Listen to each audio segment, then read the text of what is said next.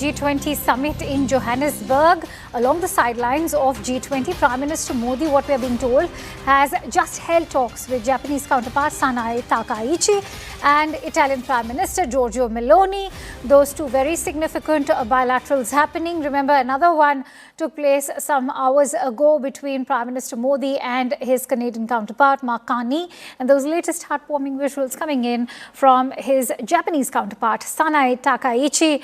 As sources have been indicating, this is the first meeting between the two after Sanae Takaichi took over as Japan's newly elected Prime Minister.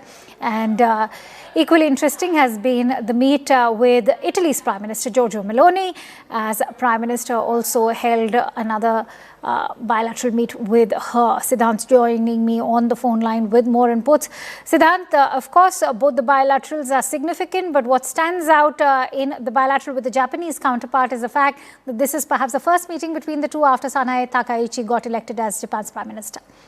Well, yes, that's right, Akanksha. In fact, it's a very, very important meeting. And Prime Minister Modi was the first few world leaders to congratulate her after she came to power, after she officially became the Prime Minister of Japan. And Akanksha, as we both know, this partnership, this strategic partnership is very, very special. In fact, in August, when Prime Minister Modi visited Japan, at that point in time, her predecessor was the Prime Minister, and many new initiatives, many new announcements were made during that visit of Prime Minister Modi. And in fact, this is the first meeting taking place between the two leaders on the margins of the G20 Summit. In fact, Prime Minister writes on X that and I quote Prime Minister, we discussed ways to add momentum to bilateral cooperation in areas such as innovation, defense, talent mobility, and more. We are also looking to enhance trade ties between our nations. A strong India-Japan partnership is vital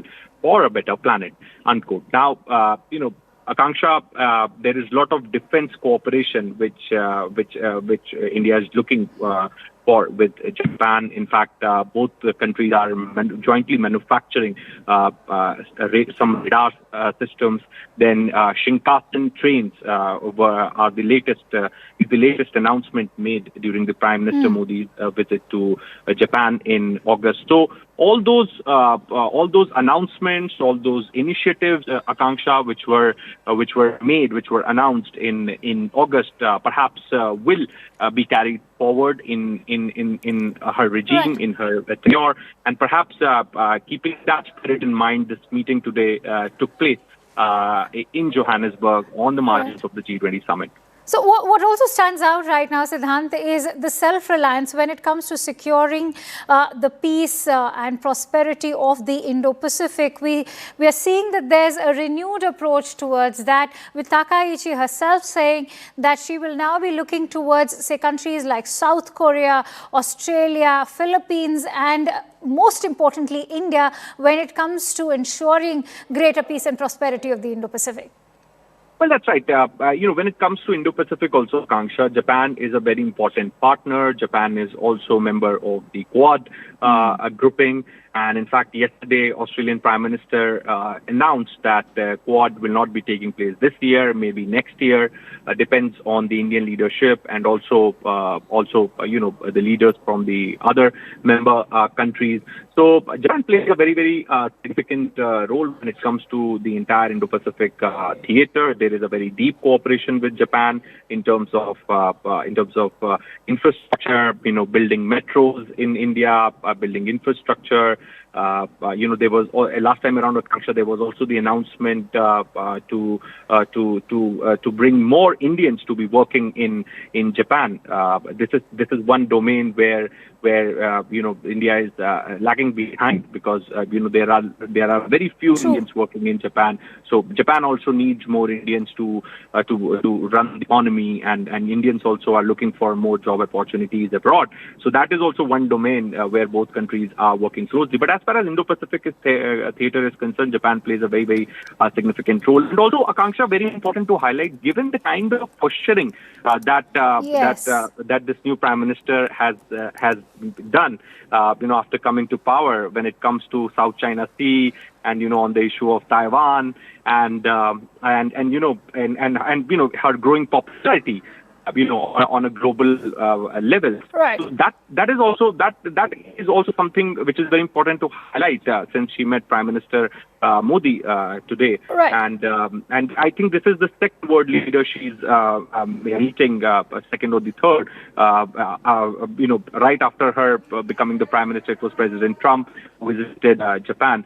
So Right. Indo-Pacific is definitely on the agenda, and both countries are the strong pillars of course. free, inclusive. Stay with me, Siddhant. As you rightly highlighted, it's the kind of investment that Japan has directed towards India until Sanae Takaichi, in fact, took over. We're looking at an investment of 10 trillion yen over there coming to India. More importantly, she's also the protege to Shinzo Abe, a former Japanese Prime Minister who shared an excellent rapport with the Indian Prime Minister. But let's quickly also shift focus over to the other set of visuals that we are bringing to our viewers on the right side of their screen. As they can see, a heartwarming exchange take place between Prime Minister Modi and Italy's Prime Minister Giorgio Meloni over there.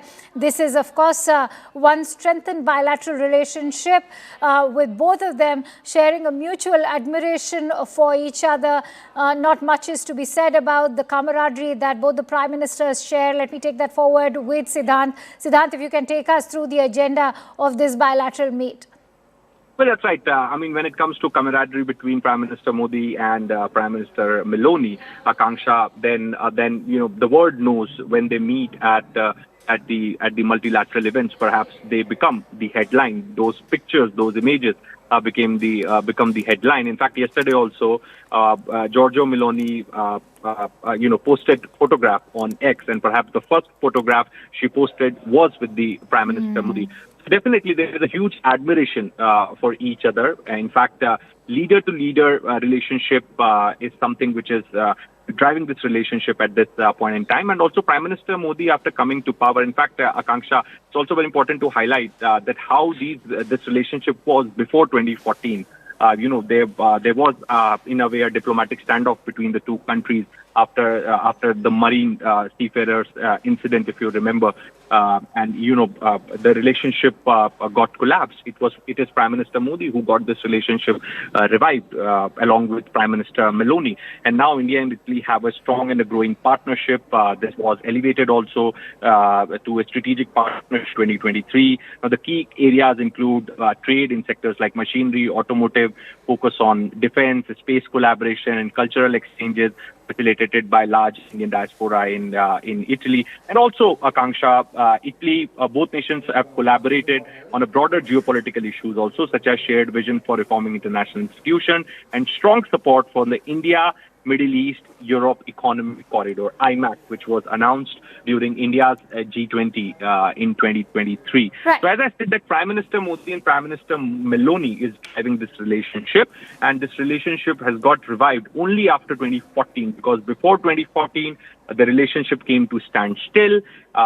After the marine incident, and it got revived, and now it is flourishing. The relationship now has got elevated to strategic partnership in 2023. IMAC, there are a lot of things to discuss. So this meeting is again very, very important, and also given India's ongoing negotiations with the EU for the trade agreement. Perhaps Italy is also in favor of the trade agreement to be finalized as soon as possible. So in that regard also, this meeting is very, very important.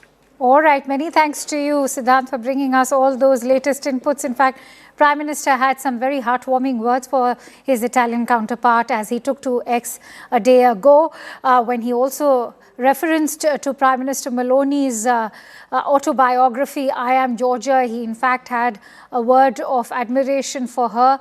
And let me quote, he had in fact said that at times their journeys transcend personal stories and speak to something larger.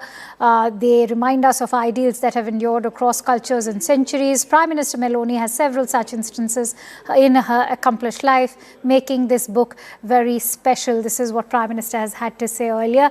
Thank you, Siddhant, for in fact putting that into perspective for us. With that.